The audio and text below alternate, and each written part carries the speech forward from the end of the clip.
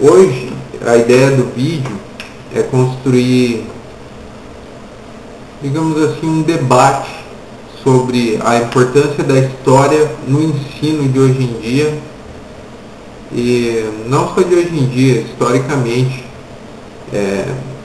e o porquê ela é tão ignorada pela grade curricular no Brasil e na maioria dos países do mundo. Mas enfim, eu ia ler um trecho aqui para dar uma introdução, mas na verdade eu estou achando que está ficando ruim o jeito que eu estou lendo, então eu não vou dar a introdução, só vou pegar uns outros textos ali para eu seguir a ideia e não me perder.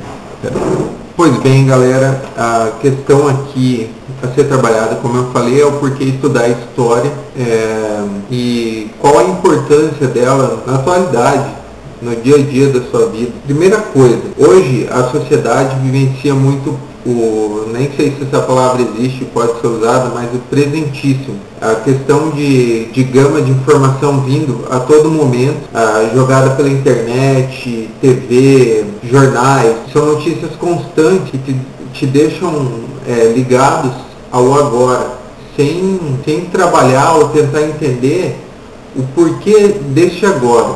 A história ela não trabalha somente para trazer o resgate dessa questão o resgate da história, para não se perder no tempo, não ficar esquecido. Mas na verdade, o ideal de se trabalhar a história é entender o processo de evolução da civilização humana. Quando eu falo esse processo de civilização, não é simplesmente seguir uma tendência, como é imposto no ensino ou pela mídia hoje em dia, e sim trabalhar todos os pontos de vista, criando um cidadão que entenda a realidade do que é a cidadania e que possa ser crítico a ponto de analisar as coisas que acontecem ao seu redor, no mundo em que ele vive, entende? Isso é necessário e é meio deixado de lado. O texto que me fez propor essa ideia, esse trabalho de debate sobre o porquê estudar a história, lógico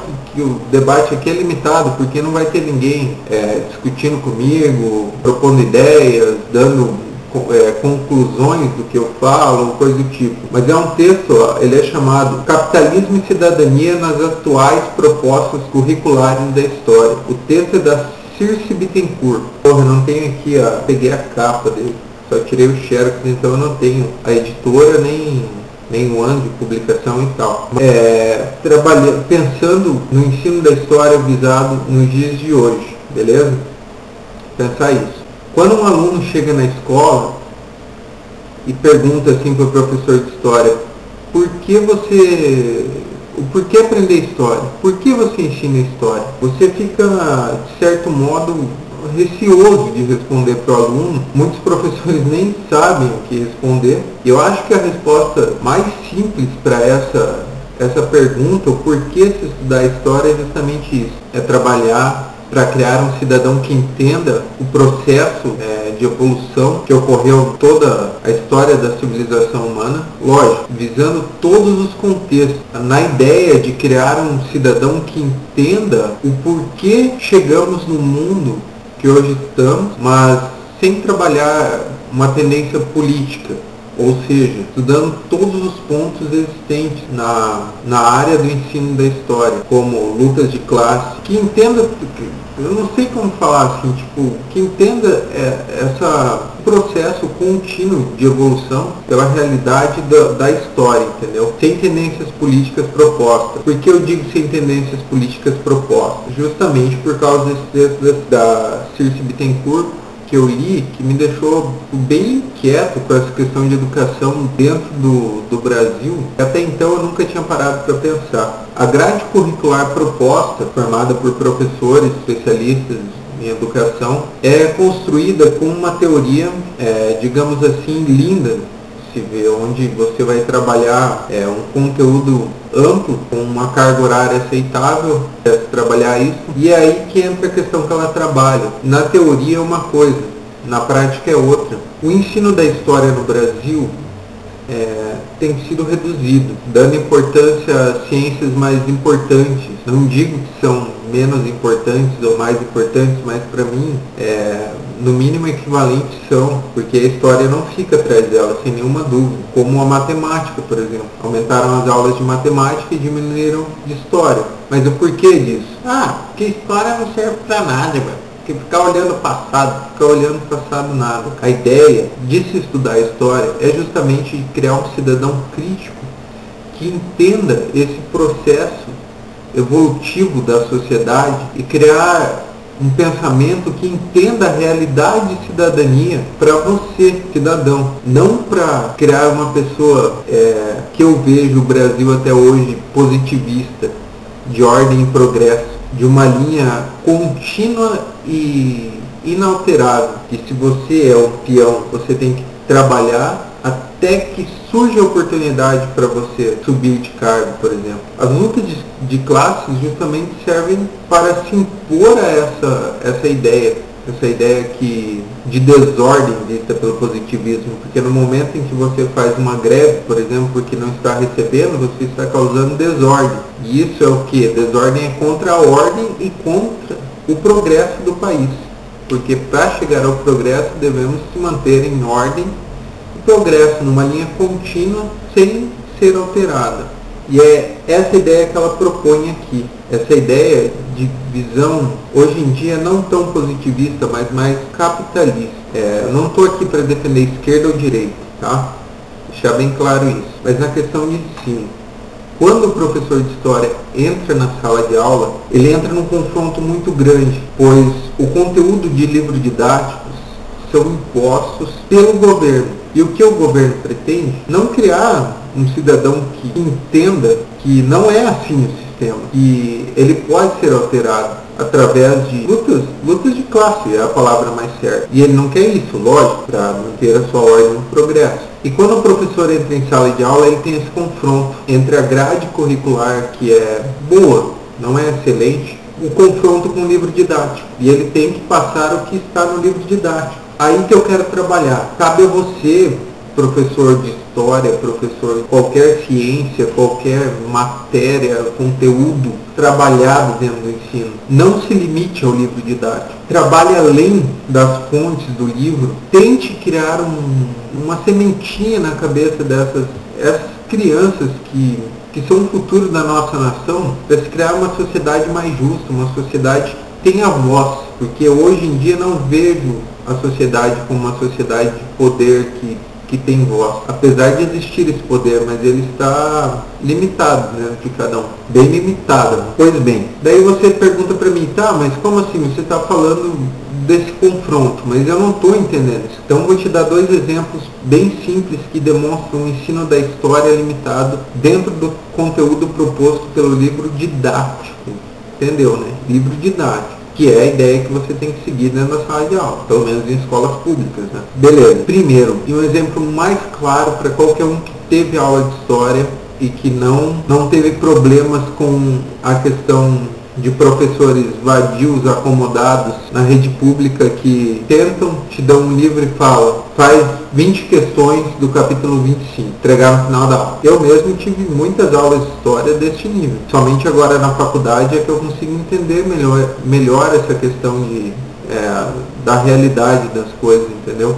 Um confronto mais que você vai conseguir enxergar, você que está me vendo, é dentro do ensino quando se entra na Idade Média, sistema feudal. O que é o sistema feudal? A meu ponto de vista, se deveria estudar como uma outra cultura existente no decorrer da evolução da sociedade até chegar aos dias atuais, mas não é assim que é trabalhado. O feudalismo, dentro do livro didático e da atual proposta brasileira hoje em dia trabalhada, é trabalhar o feudalismo como um mero processo de evolução para o sistema capitalista. Sim, não discordo que o feudalismo, lógico, é um processo contínuo de evoluções que leva à Revolução Francesa, a Revolução Industrial, que hoje abre as portas para o capitalismo, né? Mas é errado trabalhar nesse sistema de visão do feudal como simplesmente um mero processo evolutivo para o processo capitalista, é justamente não visar a luta de classe, o que realmente aconteceu para que chegasse a essa evolução